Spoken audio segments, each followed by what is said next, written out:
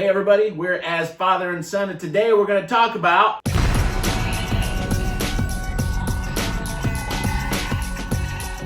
the sequel trilogy. So let's get into it.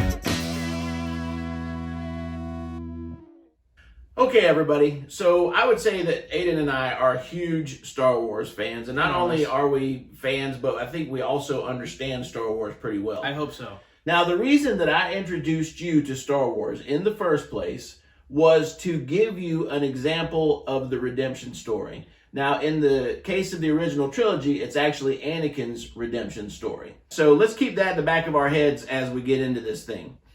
So let's start with The Force Awakens, okay? Okay, I'll be merciful on this one. Okay, yes, because Force Awakens, I thought for a sequel trilogy was actually a decent start. It was a very decent start. So not very, but yeah, it was a good start. So Finn's character and his story arc was pretty cool. You have a stormtrooper who goes rogue, which is that's different. I'm like, okay, that's kind of cool. That's a cool story. Then you have Poe Dameron, who is actually kind of a cool character, right? He's good. He's the fly boy. Mm-hmm. You know, he's like kind of the Han Solo-ish of the sequel trilogy. So he was cool.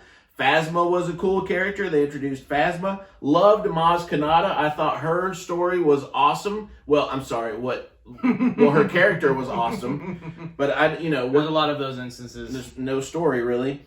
Snoke, another. Oh my gosh, where did this guy come from? Very interested. So they kind of hooked me with all these. Kylo Ren, also, man, cool character in him.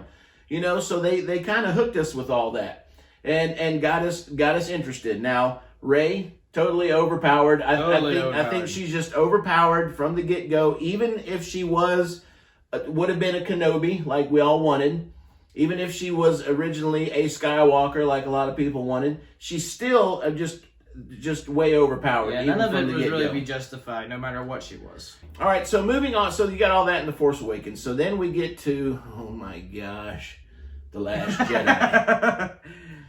Man, I'm just going to share some of my issues with The Last Jedi. Okay, so now we just talked about how we had some really cool character development in the Force Awakens. So Snoke, very cool character. What do we get with him? Nothing. Phasma, cool character. What do we get with her? Nothing. Maz Kanata, what do we get with her character? Zilch, nada, nothing. It's the middle of the trilogy, and they literally gave us jack squat. Okay, now granted, they came back in I can't remember Rise of Skywalker, and I couldn't even remember the name of it. Anyway, they came back in Rise of Skywalker and said that Rey was a Palpatine. But in The Last Jedi, at that point, for them to say that she was a nobody, are you serious? How in the world does the most overpowered being ever created in fiction, well, probably not ever, but close, is a nobody and comes from nothing? How is that even possible? Rey literally, at the point of The Last Jedi, became a Jedi in a week. I've heard other people say that too. She became a Jedi in a week. Anakin didn't become a Jedi in a week, and he was Darth Vader. Yeah, he was the chosen one. He was the chosen one. He was supposed to be the most powerful force wielder in the entire galaxy, and he didn't become a Jedi in a week. But here's some other stuff that I have issues with. Why didn't Kylo Ren mature as a character? He was still like spoiled brat throwing fits in The Last Jedi. I'm like, well, that doesn't make any sense because he wanted so much to be like Vader. So his natural progression as a character should have been to be more like Vader. Vader was just straight up evil, but he was also controlled. He was calm. He was very focused. And Kylo Ren was none of those things. None of those things. He was just mad all the time. Okay. Also, here's another one. So the whole Canto Bight scene. If Finn and Rose are in such a hurry to save, that's true. They're in this huge hurry because the fleet's running out of fuel and they're being chased through space, and all they have to do is like get the code breaker and get back. They're in such a hurry to do this. But let's take time. Let's take time out. Running out of fuel. It's running out of fuel. Hey, puppies! That's exactly right. That's exactly right. Pet the nice kitty cat. We're all gonna die. There's so many things that don't make sense. Here's another one, Finn and Rose.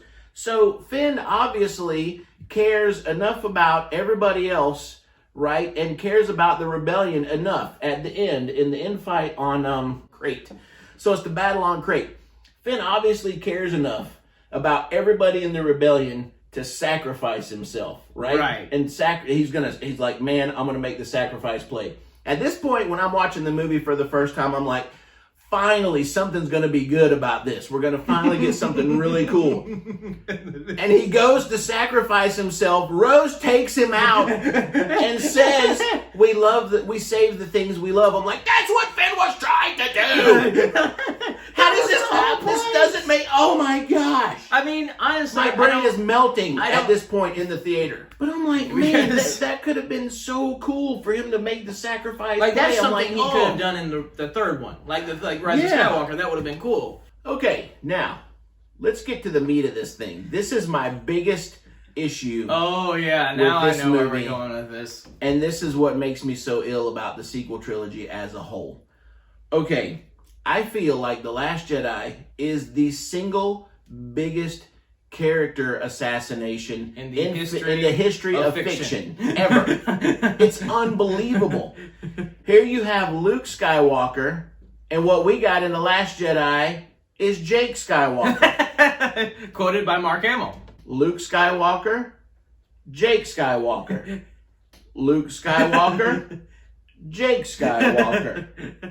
Okay, now let me explain what I feel is the difference between Luke Skywalker and Jake Skywalker. Okay, Luke Skywalker comes in Return of the Jedi like a boss to the biggest bounty hunter guy in the galaxy, stands up to him, says, "Let my friends go or else." And he's confident the whole time. Never loses faith. Fights off the Rancor, takes out all the people, plans it out with R2-D2, gets his lightsaber, saves his friends. Done deal. That's Luke Skywalker. Here's Jake Skywalker. Do you expect me to just walk out there and face down the entire First Order with a laser sword? Yeah, I did. Kind of do. Yeah, that should be Luke. At that point, that should be Luke Skywalker. At that point, who's not scared of anything. Anything. Because and here's why I brought up the redemption story. Luke Skywalker spends so much time after figuring out that his dad is Darth Vader, believing and trusting that there's still good in Darth Vader and that he can turn him back to the good side. Luke never gives up. He never quits. There's none of that in him. It's all, and not only that, but what an honorable thing to do. How honorable is that to believe that there's still good in your father? He got nothing out of the deal. He got nothing out of that. Nothing. In fact, I guarantee you, he knew in his head that Vader was going to save him the whole time. He was sure of it. Yeah, exactly. That's the confidence that he had. That's a very good point. He didn't think he was going to die because he knew his dad would save him. That's right. That's the confidence that he had. So he goes into this thing knowing that basically turns himself in. This is the first time I've actually thought about this, but this is pretty cool. Notice he wasn't arrogant about the situation. He wasn't like going in thinking, "Oh man, I'm a son. Of course I'm going to be able to turn back to the light side because I'm a son. I'm all that." No. He trusted in his father's power. Yes. To save his life. Yes, exactly. Not his own. Exactly. So he goes in, he's tempted by the Emperor, who basically says, "Hey, get rid of your dad and join me and you'll be the most powerful person in the galaxy." That's a pretty tempting offer. That's a pretty tempting offer to become the most powerful person in the galaxy. And not only that, but Vader also offered that to him in Empire Strikes Back, and he said no to that. So he said no to Vader, and he said no to the Emperor. This guy's got some guts, man. That's called fortitude. Of which Jake did not have. Of which Jake Skywalker had none. So Luke Skywalker, he does all that and then just goes, no. He said no to all of it. And then just throws his lightsaber down at the end of Return of the Jedi, and he's like, I'm a Jedi, just like my father before me. So you got Luke Skywalker headed this way. Then you got Anakin, who starts way back here and has his whole path where he turns himself over to the dark side of the Force, does all these evil horrible, unspeakable things, yet Luke is still headed this way in the belief that his father can still come back to the good. Vader comes all the way over here, and finally when they collide, at that point, Vader is like, I have a son. He figures out in that fight in Return of the Jedi, he has a daughter, and he's like, I've wasted my life. I've wasted my life. Let there be some kind of redemption to this awful life that I've lived. And he does, man. He lets go of it all, sacrifices himself for Luke Skywalker, throws Palpatine into the thing. It's one of the most awesome. And I'm telling you, man, look, that scene gets in the Return of the Jedi gets me every stinking time. Every time when Luke says, but I have to save you, and Vader says, you already have. So 31 years later, that Luke Skywalker has a 5-minute premonition about his nephew doing bad things, and so he goes, you know what? I think what a good idea would be to kill him in his sleep. That's insane. That is insane. You know what that's called? But he's still Luke Skywalker. You know what that's called? Insanity? Murder.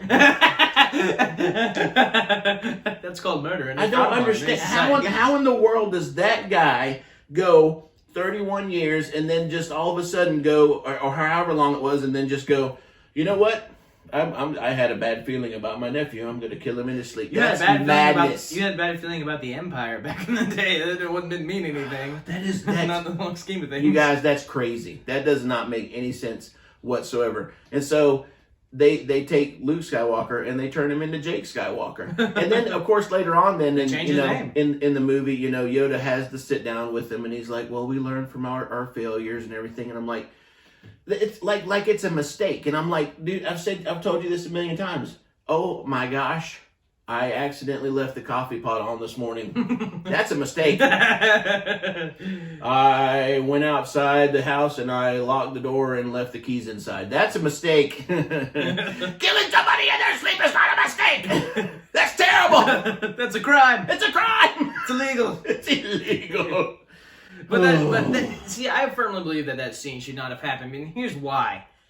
The Return of the Jedi was supposed to be the pinnacle of Luke's maturity. Like, Yoda had trained everything he could possibly have trained him that point. Obi-Wan told him everything he could have possibly have told him at that point. There was nothing else for Luke to do except face his dad, and that was it. Yes. That was all he could do, and then after that, Jedi 9. Done. What essentially the Last Jedi did was take him back to Padawan. Exactly. Take him back to youngling. I know. That's not what... No. He should have been Obi-Wan. He should have been Yoda. Yes, he should have been like Obi-Wan at that point, and like Yoda. But that leads us up to, Rise of Skywalker, where the issue from from the get-go, and I said this in our very first video, that, the whole thing is that Palpatine was back. Why? Because that totally nullifies the sacrifice that Vader made in Return of the Jedi. That totally nullifies it. It's just like, why did that even need to happen if Palpatine was just going to come back? That means that Palpatine really succeeded in what he was trying to do in Return of the Jedi. That's essentially destroy Luke Skywalker. Exactly. Like, in one way or another, that ended up happening regardless of Vader's sacrifice. Exactly. And so there you have it. Those are the major issues that we have with these movies. Now, and I want to say one more thing. The Luke Skywalker that we got at the end of The Mandalorian, oh my gosh. That's Luke Skywalker. That's Luke Skywalker. They ain't no Jake Skywalker. Ain't no Jake Skywalker. Jake That's Skywalker Luke Skywalker ain't in the same galaxy as that Luke Skywalker. Oh my gosh, man. Luke Skywalker, that's the Luke Skywalker who goes in and faces down 50 Dark Troopers without breaking a sweat. Yes, exactly. That's Luke Skywalker. I am thankful for Favreau, which is Jon Favreau and Dave Filoni, and what they've given us in The Mandalorian, because I feel like The Mandalorian is the best thing that's come out since the original trilogy, which I know you think it's the best thing that's come out since the prequels, but that's another debate for another time. But thank you guys so much for hanging out with us. If you disagree with us, it's totally cool. You can leave it in the comments. Please feel free to do so, because we can disagree on stuff and still be pals. It is possible. Yes, it is. Yes, it is. Okay, thanks again for hanging out with us. If you'd like to subscribe to our channel, please click that circle up there. And until the next time we see you guys, McClunky.